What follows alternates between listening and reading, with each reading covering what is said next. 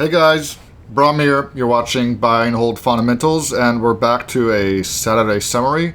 End of the second week that we're looking at Carmel, Indiana, and basically what I've done is I've taken all of the deals that we've looked at.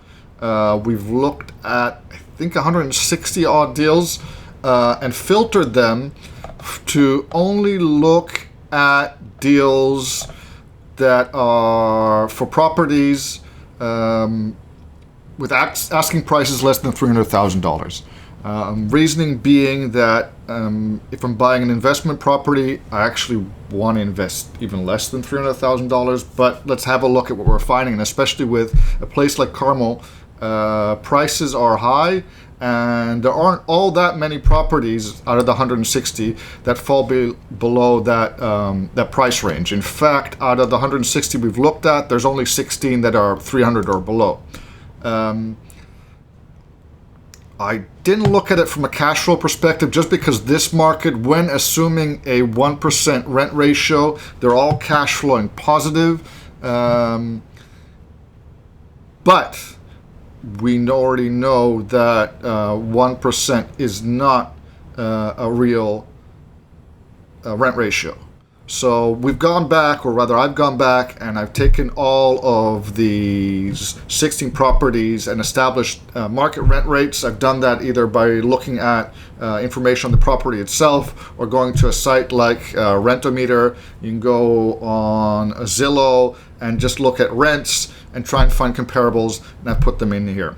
There are 4 properties here marked in red where I wasn't really able to find rent ratios.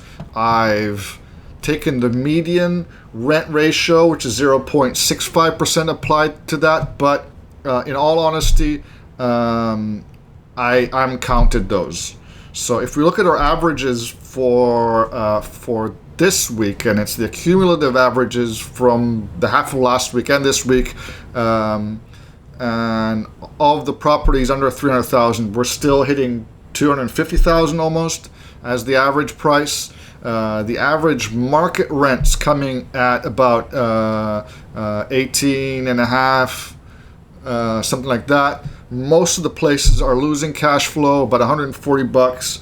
On average, we're losing about 2% in cash on cash, and the average rent ratio, as opposed to the median rent ratio, the average rent ratio is 0.75%.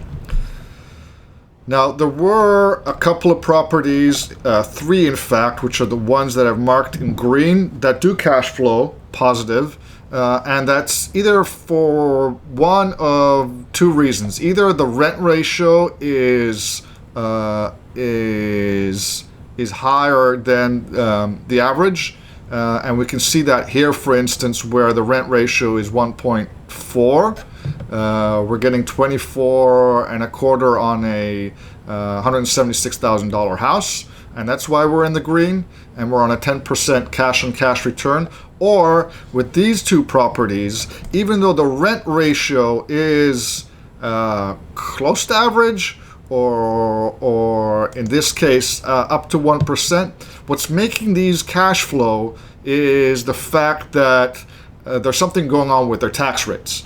Either they've established low tax rates or something else, but that's saving enough money on a monthly basis for you to go from the red into the green, compared to another property with similar rent rates. In fact, look at this one. We've got one that costs as much as this one, even a little bit less. The rent is higher than this one, but we're losing $300, and that's all a result of taxes. The only thing I'd be careful about here is trying to figure out why the taxes are lower, and if it's because the tax man hasn't been paying attention and hasn't compared this place to something similar where the taxes are higher, you're going to get found out one of these days, and it might work for a year or 2 or 3 years, but the moment that you get your taxes made comparable to other properties, you're going to lose out. So be careful of those. So that's what we've got. and we'll try and implement the median rent rate coming week when we look at properties, so that we do our initial analysis. We'll already be seeing what we're really getting, or what we're likely to get, before we take a deeper dive. And that's about it. I'm Bram. You've been watching Buy and Hold Fundamentals. I'll see you tomorrow.